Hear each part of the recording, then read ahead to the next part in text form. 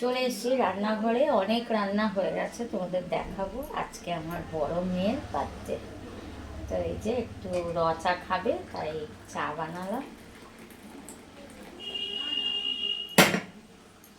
দেখো ছাঁকনিতে কি সুতো জড়িয়ে, যাই হোক। আর এই যে দেখো এখানে চাটনি বসিয়েছি, চাটনিতে একটু দিয়ে দেবো কাজু আর কিশমিশ, ভিজিয়ে রেখেছিলাম। এখানে হয়েছে, এই দেখো এখানে হয়েছে মাছের মাথা দিয়ে ডাল। এই যে একটু ঘন ঘন করেছি, একটু ঘি দিয়ে দেব।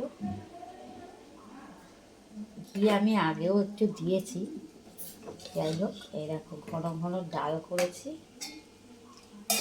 আরও অনেক কিছু আছে, চলো তোমাদের দেখাবো।